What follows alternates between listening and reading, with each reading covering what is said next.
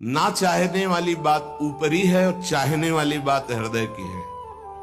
संसार शरीरों में भोगने से सुख मिलता है, अंदर बैठा है, और ऊपर से हम कहते हैं कि हम नहीं चाहते थे पर ऐसा हो गया। नहीं, अगर ये बात अंदर बैठ जाए कि हमें नहीं चाहिए ये झूठे सुख, तो फिर कोई परास्त नहीं कर सकता। तो बोले जानकारी होने पर भी प्रयोग क्यों नहीं हो पाता? वस्तु, व्यक्ति, क्रिया, स्थान, इससे जो हम सुख चाहते हैं उसे काम कहते हैं। किसी शरीर से, किसी वस्तु से, किसी पद से। इस काम में शब्द तो एक है पर इसके दोष अनंत हैं। शब्द है काम, और अनंत पापाचरण कराने की इसमें सामर्थ्य है। काम में इसमें अनंत विकार भरे हुए हैं। जब तक मनुष्य के भीतर ये बात बनी रहती है कि शरीर भोग से, वस्तु भोग से, पद भोग से हम सुखी हो जाएंगे, तो ये काम पाप ही कराता रहता है। निर्दोष, निर्विकार, निष्पाप होने के लिए इस काम का मर्दन करना आवश्यक है। सहने से ये नष्ट हो जाते हैं। शास्त्र निषिद्ध कर्म ये काम ही कराता, प्रारब्ध नहीं कराता। प्रारब्ध से शास्त्र निषिद्ध कर्म जो किए उनका फल आता है सुख दुख। अगर शास्त्र प्रतिपादित है तो सुख आएगा, शास्त्र विरुद्ध है तो दुख आएगा। लेकिन ये जो हमसे पाप करा रहा है, कोई प्रारब्ध नहीं करा रहा, कोई काल नहीं करा रहा, कोई ईश्वर नहीं करा रहा। काले कर्म ईश्वरे मिथ्या दोष लगाए, ये हमारी चाहत करा रही, अंदर बैठी है। शरीर के भोगों से सुख मिलता है, ये अंदर घुस के बैठ गया है, और यही हमसे पाप करा रहा है। तो जब जानकारी हो गई तो फिर पाप क्यों हो रहे हैं? जब जानकारी हो गई कि काम पाप करा रहा है, तो हम इस जानकारी का प्रयोग क्यों नहीं कर पा रहे हैं? तो बोले धूमे नाव्रियते वह्निर यथा दर्शो मलेन च यथोल्बेनावृतो गर्भस तथा तेने दमावृतम। ये ज्ञान ढक गया है हमारा, जो ढका हुआ ज्ञान है, ये प्रकाशित, ये काम में नहीं आएगा। जैसे 3 उदाहरण दिए। भगवान कह रहे धुएं से अग्नि ढक गई, मैल से दर्पण ढक गया,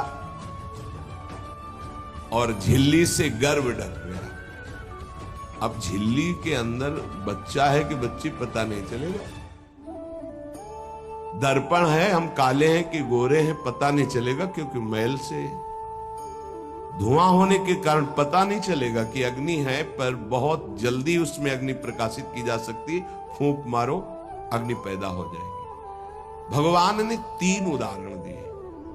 उपासक में ये 3 तरह से ज्ञान ढक जाता है, तब काम अपना प्रभाव दिखाता है। 3 इसकी स्थितियां हैं। जैसे धुएं से अग्नि ढकी रहती है, ऐसे ही काम विवेक को, ज्ञान को ढक देता है। बुद्धि में निर्णय निकल रहा है कि ये तो गलत है, नहीं करना चाहिए। सात्विक, राजसिक, तामसिक, ये बुद्धि की 3 प्रवृत्तियां हैं, 3 गुणों के अनुसार।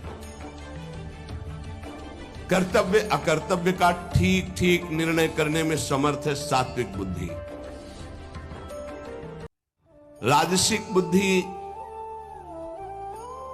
ठीक निर्णय नहीं कर पाती, असमर्थ होती है कर्तव्य का। और तामसिक उल्टा ही निर्णय करती है। ठीक निर्णय करने की सामर्थ्य सात्विक बुद्धि में है।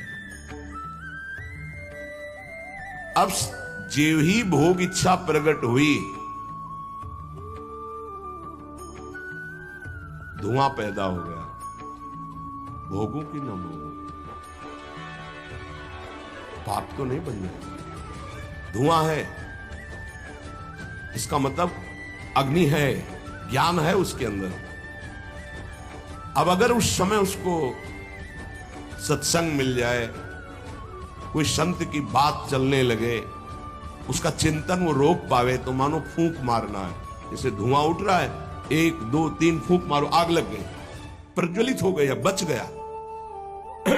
ये पहला बहुत सरल है बच जाना काम से। धुआं हो जाने पर दिखाई नहीं देता क्या है, क्या ठीक है क्या नहीं ठीक है, पर फूंक मारो तो आग उठी, धुआं खत्म हुआ। ये ज्ञान हो रहा है, बीच बीच में जलन हो रही कि भोगूं कि ना भोगूं, अच्छा है कि नहीं अच्छा है, कहीं पाप तो नहीं हो जाएगा, कहीं गलती तो नहीं हो जाएगी, पर वो धुआं है, नहीं भोग लेते हैं, अवसर मिला है, समय मिला है, भोग लेते। ये उस समय उसको चाहिए, तत्काल कोई सहयोगी चाहिए विवेक का। परमार्थिक मार्ग में धुआं पैदा कर देगी। साधक अगर सावधान हुआ तो तत्काल प्रयासरत हो जाता है इस धुएं को हटाने के लिए। फूंक मारने का मतलब कीर्तन शुरू हो गया, वो सत्संग शुरू हो गया, किसी संत के पास तत्काल बैठ गया, उसकी वाणी सुनने लगा, वो धुआं खत्म हुआ। फूंक लगी, आग जली, धुआं खत्म, ठीक निर्णय होगा। नहीं नहीं, ऐसा नहीं करना। उत्पत्ति विनाशशील जड़ वस्तुओं में प्रियता, महत्ता, सुंदरता, सुखद रूपता, ये काम पहले पैदा करता है। ये सत्य है, इसमें सुख मिलेगा, इसमें बहुत सुख मिलेगा। अब ये धुआं बढ़ता चला जा रहा है, कैसे सुख मिलेगा? लाखों लोग भोग रहे हैं, कैसे सुख? कैसे तुम मुझे बावरा बना सकते हो? नहीं नहीं, गलत है। ये है धुआं को हटाना, फूंकना। अरे अन्य शरीरों की अपेक्षा है मनुष्य शरीर सर्वश्रेष्ठ है, इसमें विवेक है। हम कैसे ऐसा पशुवत आचरण कर सकते? नहीं, अरे मन नहीं, तेरी सलाह नहीं। अब वो फूंक रहा है, आग पैदा कर रहा है, ज्ञानाग्नि पैदा कर रहा है। पर बहुत प्रवीण साधक नहीं, उससे प्रवीण मन है, वो सुख को सुख मानकर भोगने की लालसा प्रबल होने के कारण वो धुआं नहीं हटा पा रहा, वो उसी में और राग कर रहा है। प्रथम अवस्था में हटा लिया तो हटा लिया, नहीं दूसरी अवस्था में बहुत ही भयानक स्थिति हो जाएगी। ये अवस्था बदलने में देर नहीं लगती, कहने में देर लगी। दूसरी अवस्था हो जाती है दर्पण में ढका हुआ मैल। उसमें तो फूंक केवल मारनी थी कि आग प्रज्वलित हो गई, क्योंकि तैयार एकदम ज्ञान है, पर धुआं जैसा ढक गया, काम ने ढक दिया। जब दूसरी स्थिति आई उसी उपासक की कि इसका प्रायश्चित भी तो हो सकता, अब वो मल लग गया। जैसे दर्पण में गाढ़ा मल पोत दिया जाए तो बिल्कुल दिखाई नहीं देगा कि हमारा रूप कैसा है। अब बिल्कुल विचार शून्य होता चला जा रहा है। यथा दर्शो मलेन च, जैसे मैल से ढक जाने पर शीशा, दर्पण, वो दिखना एकदम बंद हो गया। उसमें तो दिख रहा था, धुआं है, आग है, मतलब विवेक काम कर रहा था। थोड़ा फूकने की जरूरत थी, ज्ञान के प्रज्वलित करने की जरूरत थी, पर वो उधर ना की तरफ वृत्ति न ला करके हां की तरफ वृत्ति ले आया तो दूसरी सीन पैदा हो गई स्थिति। जैसे दर्पण में मल ऐसे लगा दो तो बिल्कुल नहीं दिखेगा, और वो बिल्कुल निर्णय नहीं कर पा रहा। सतोगुण में निर्णय करने की क्षमता होती है, रजोगुण में निर्णय करने की क्षमता खत्म हो जाती है, और निश्चित हो जाता है कि भोग में सुख है। ऐसी कामना का वेग बढ़ा तो ये भूल गया कि मैं साधक हूं, मेरा कर्तव्य क्या है, मैं अकर्तव्य करने जा रहा हूं, ये भूल गया। क्योंकि जैसे दर्पण में ढक गया तो भूल गया। दर्पण में दिखाई देता मैं कौन हूं, तो ज्ञान रूपी दर्पण ढक गया काम से, अब ये उसकी सोच ही खत्म हो गई। अंतःकरण में इतना महत्व पैदा हो गया कि विकलता हो गई उसके अंदर। अब यही उसके पतन का कारण बन गया। इतना महत्व बढ़ गया कि निर्णय करने की क्षमता खत्म हो रही है कि मैं एक साधक हूं, मैं उपासक हूं, पापाचरण नहीं करना चाहिए। ये किसी का भी हो सकता है। पहली दशा बहुत जल्दी हटा जा सकता है, फूंक मारी हट गया, आग पैदा हुई ज्ञान की, नहीं नहीं। दूसरी दशा गुंजाइश है थोड़ी, उसको ऐसे पूछना पड़ेगा, समय लगेगा, पूछना पड़ेगा, तब दिखाई दे। नहीं नहीं, दूसरे में संभलना रजोगुण, ये ठीक है, ये नहीं ठीक है, क्षमता खत्म हो चुकी। पहले में क्षमता थी, दूसरे में क्षमता खत्म हो गई। तीसरा यथोल बेनावृतो गर्भा, तीसरा तमोगुण, वो विपरीत ही दिशा की तरफ ले जाएगा। क्षमता की तो बात जाने दो, वो सारी सामर्थ्य विपरीत है, जो होगा देखा जाएगा, चलो, वो विपरीत दिशा की तरफ ले जाएगा। दर्पण पर मैल आने से उसको हटाने की गुंजाइश है, यहां तक हटा जा सकता है, दूसरी स्थिति तक, पर दूसरी स्थिति बहुत कठिन है। हटने की स्थिति अब खत्म हो चुकी, लगभग पर हटा जा सकता है, लेकिन तीसरी में तो हटा ही नहीं जा सकता। जैसे झिल्ली से ढके गर्भ का ये पता ही नहीं है कि बच्चा है कि बच्ची है, ऐसे तृतीय अवस्था में ये पता ही नहीं रहता मैं गलत कर रहा हूं या गलत करने जा रहा हूं। विवेक ही काम नहीं करता, वो उसे सुख और अपना जीवन मान लेता है। अगर उस कामना में बाधा पड़ी तो तमोगुण की वृत्ति बढ़ जाती है और क्रोध पैदा हो जाता है। क्रोध जब अपना स्वरूप धारण करता है तो हिंसा पैदा कर देता है, सम्मोह पैदा कर देता है। सम्मोह स्मृति का नाश किया और बुद्धि भ्रष्ट हुई, नष्ट हो गया साधक। ये सर्वनाश करने वाला काम। सम्मोह माने मूढ़ता, घोर मूढ़ता, कुछ निर्णय करने की सामर्थ्य नहीं रह गई। पशुवत, एकदम पशु। अब उसमें जब वाणी खुलेगी तो झूठ, आचरण होंगे तो कपट, व्यवहार होगा तो बेईमानी, कर्म होगा तो अन्याय और पाप, गुस्सा आएगी तो अत्याचार, हिंसा, इसके सिवा कुछ। अपना रजिस्टर कभी पढ़ के देखो, अपने रजिस्टर को तो देखोगे नहीं कि अपने जीवन के रजिस्टर में हमने क्या क्या आचरण किए हैं। ये सबको देखना चाहिए। ये बात समझने की है, थोड़ा कड़वाहट जरूर है कि हम सब तत्काल भगवान को दोष देने लगते हैं, लेकिन भगवान चीख चीख के वर्णन कर रहे हैं, ऐसा मत करो इसका परिणाम ये है, ऐसा करो इसका परिणाम ये है। तो जो कह रहे हैं करो वो तो हम कर नहीं रहे, जो कह रहे हैं नहीं करो वो हम कर रहे हैं। तो उसका जब परिणाम आता है तो हम भगवान को कोसते हैं। बंबूल बोओगे तो उसमें दाग छुहारा नहीं लगेंगे, कांटे ही लगेंगे। पापाचरण करोगे तो उसका परिणाम दुख ही आएगा। पुण्य करोगे तो सांसारिक सुख मिलेगा, भजन करोगे तो पाप पुण्य दोनों से ऊपर उठकर भगवदानंद को प्राप्त होगे। कामना में तदाकार ना होने पावे तब तक बचा जा सकता है। जहां तैयारी बनी सुख भोग की और राजी हो, आपने दस्तखत कर दिए, अब आपको भगवान ही बचा सकते हैं, दूसरा कोई नहीं। उस समय भगवान ही कोई ऐसी लीला कर दे तो बच सकते हो, अन्यथा नहीं बच सकते। तदाकार होना साधक का सर्वनाश हो जाना है। काम में तदाकार होना। 1 2 4 बार अगर आप ऐसी अवहेलना करेंगे तो आपका साथ देगा आपका हृदय और जलेगा, धिक्कार करेगा, बार बार कहेगा गलत है, कान पकड़ेगा, अब की बात नहीं। आगे बढ़ गए, ज्यादा मलिन हृदय हो गया तो आनंदित, हर्षित होने लगेगा, आज ये भोगा कल वो भोगूंगा, और वो पापाचरण में हर्षित होकर आगे बढ़ जाता है। ये बहुत बुरी स्थिति है।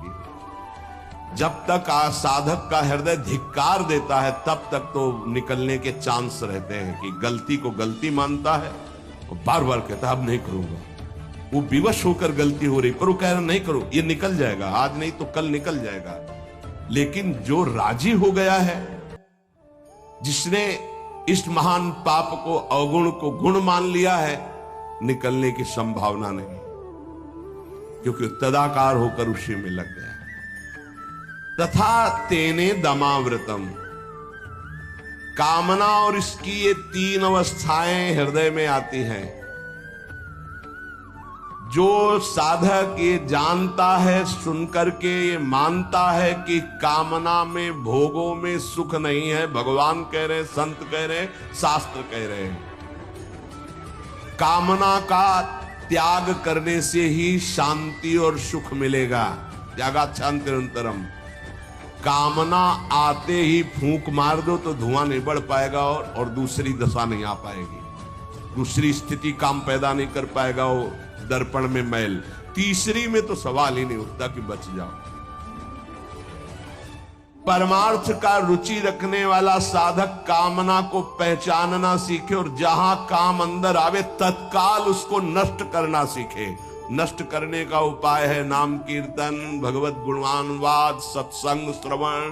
किसी संत के समीप तत्काल बैठ जाओ, किसी साधक के समीप और चर्चा करने लगो, काम की नहीं, भगवत चर्चा। ये भी बताने की जरूरत नहीं कि मेरी स्थिति गड़बड़ है, थोड़ा मुझे, कुछ नहीं, उसकी चर्चा नहीं। अगर ऐसा बोले तो उसकी सत्ता दृढ़ होगी। शांत, थोड़ा मन विक्षेप में आया, ऐसा लगा कि आपसे वार्ता करें तो थोड़ी देर में आप सुनाइए, गोपी गीत सुनाइए, आप चतुरासी जी का थोड़ा कुछ, आप प्रभु के विषय में कोई सिद्धांत की चर्चा, सत्संग लगा दीजिए, सत्संग सुनने लगिए, एकांत से हट जाइए, बाहर मैदान में आ जाइए। तो किसी भी तरह से आपको उस समय बदलना है, चिंतन बदलना है। भगवान ने काम की 3 अवस्थाओं का वर्णन किया। ये वर्णन करना केवल आपको पहचान बताने के लिए है। कामना शब्द बोलने में देर लगती, बढ़ने में देर नहीं लगती। इतनी तीव्रता से वो प्रथम से दूसरी, दूसरी से तीसरी, और वो क्रिया में उतार देगा। इसीलिए हानि हरिवंश के नाम अंतर पड़े, लाभ हरिवंश उच्चरत वाणी। नाम चल रहा है तो विवेक ठीक है, वो बचा लेगा आपको। कामना के बढ़ने में देर नहीं लगती। कामना बढ़ने पर फिर कोई विचार की गुंजाइश नहीं रह जाती, अनर्थ परंपरा चल पड़ती है। पाप, संताप, दुख, कामना, फिर ऐसा कि आप 100 बार कसम खाएंगे फिर वहीं फिसल कर खड़े हो जाएंगे। देख लीजिए, 1000 बार प्रतिज्ञा करेंगे, एक नहीं 1000 बार, और काम वही रौंद के गिरा देगा, पक्का। पहली कदम पर यदि से रोकना सीख गए तो बाहर निकल जाएंगे। और हरि शरणागत है तो निकलना तो पड़ेगा ही, वहां टिकने तो देंगे नहीं। हरि इतने कृपाल है, पक्का जलाकर तुम्हारे हृदय को वहां से भगाएंगे, पक्का भगाएंगे। नहीं नहीं, आज से अब नहीं, ऐसी गलती नहीं करूंगा, ऐसी गलती नहीं करूंगा, हे प्रभु क्षमा कर दो, चलो। जहां फिर क्षमा हुआ, फिर वो जब हृदय में उमगन आई तो फिर उधर ही की तरफ भागता है। फिर वो ऐसी दीवाल बनवाते हैं, चुनवाते हैं आसपास की, रास्ता बचेगा तो एक ही, हरि शरणम, दूसरा रास्ता नहीं। इसीलिए भगवान का आश्रय लेकर भक्ति करने वाला उपासक बहुत जल्दी विजय प्राप्त कर पाता है इन विकारों पर, अन्यथा मार के गिरा देते। बहुत बड़े विजयी योद्धा हैं काम, क्रोध, लोभ, मोह, मद, मत्सर। हरि बचावे। वैसे कहा भी है हरि ने कि मामेवे प्रपद्यन्ते माया में ताम तरन्ति, मेरी शरण में आ जाओ तो बच जाओगे। समस्त दोषों का नाश, समूल काम का नाश, समस्त संबंध विच्छेद, ये एकमात्र भगवान का आश्रय लेकर भजन करने से होगा। घबराना नहीं। प्रार्थना है अपनी तरफ से, 1000 बार फिसल जाए तो 1001 बार भी हिम्मत रखे, पड़े ना रहे। आखिरी श्वास तक हम बाजी जीतने की कोशिश करेंगे, क्योंकि ये खिलाड़ी किसी और के नहीं, हरि के ही हैं। ये काम, क्रोध, लोभ, मोह, मद, मत्सर ये किसी और की सामर्थ्य से सामर्थ्यवान नहीं, मेरे स्वामी की ही सामर्थ्य से सामर्थ्यवान है। जिस दिन हमारा अहम धूल धूसरित हो जाएगा तो 1000 के बाद भी हम उन पर विजय प्राप्त कर लेंगे। इसलिए किसी भी स्थिति में कोई भी उपासक निराश तो होवे ना। प्रशंसनीय वो है जो इस समय विकार से लड़ रहा है, हर विकार को रौंद रहा है और अपने हृदय की मलिनता को सामने रख रहा है। कौन है हृदय की मलिनता को रखता है? प्रशंसनीय वो है इस समय जो अपने जीवन को संभाल ले। भगवान की असीम कृपा है उन उपासकों पर जो यौवन अवस्था को पवित्र करके चला रहे हैं। सातरति सातरति सा लोकांतारति। आप प्रभु के लिए इतनी जलन सह रहे ना, वो बहुत कृपाल है, देख रहे, एक एक सेकंड का हिसाब होगा। आप लोग ऐसा ना समझे कि आप जो कष्ट सह रहे हैं, आप जो जल रहे हैं, आप जो वेगों को सह रहे हैं, तो इसका कोई परिणाम नहीं, भगवान बिक जाएंगे। ध्यान रखना, वो देख रहे हैं, उनके लिए तुम सह रहे हो, उनके लिए सह। समस्त विषयों का आक्रमण साधकों के हृदय में, तो क्या जाने विषय पुरुष, जो मनाया सो खा लिया, जो मनाया देख लिया, जो मनाया भोग लिया, जो मनाया सूंघ लिया। चलो एक साइड में आके देखो तब तुम्हें पता चलेगा। इसलिए हमारी प्रार्थना मानना, कभी भी किसी भी स्थिति में उदास, निराश और कदम पीछे मत हटाना। आखिरी श्वास तक योद्धा दुश्मन को परास्त करके विजय श्री की आशा रखता है। और हमारी आशा इसलिए पूरी होगी कि हमारे साथ प्रियालाल है। नागरी दासी जन्म जितायो, बलिहारी बलिहारी। ये क्या जाने, ये तो जरा सा छींक दोगे तो तैयार हो जाएंगे हो हल्ला मचाने में। ये साधना जानते हैं क्या? ये चढ़ाई चढ़े हैं क्या?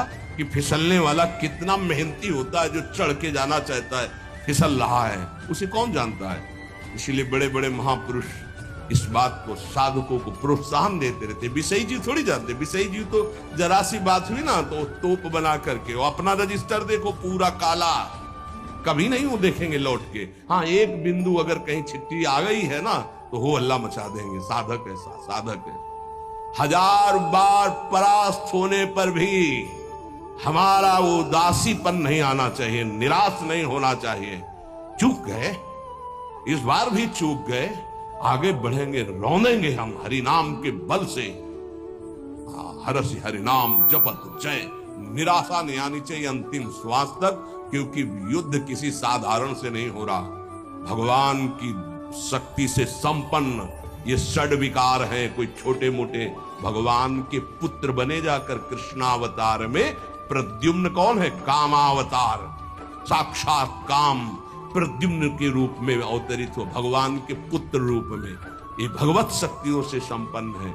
तो भक्त के ऊपर क्यों आक्रमण करते हैं? उसके अहंकार का नाश करने के लिए, शरणागति पुष्ट करने के लिए। ये अनुभव की बात कह रहा हूं। शरणागति में जहां कच्चाई होती तो वीर योद्धा घेरते हैं आसपास, तो हमारा मन भागता है प्रभु की शरण। त्राहिमाम, तो कहते आओ, हम ही ने तो लगाया है इनको, नहीं हम ना लगाते तो तुम अहंकार से फैल जाते। आओ, सच्ची कह रहे हैं, काम क्रोध लोभ हमारे बड़े सहायक हुए।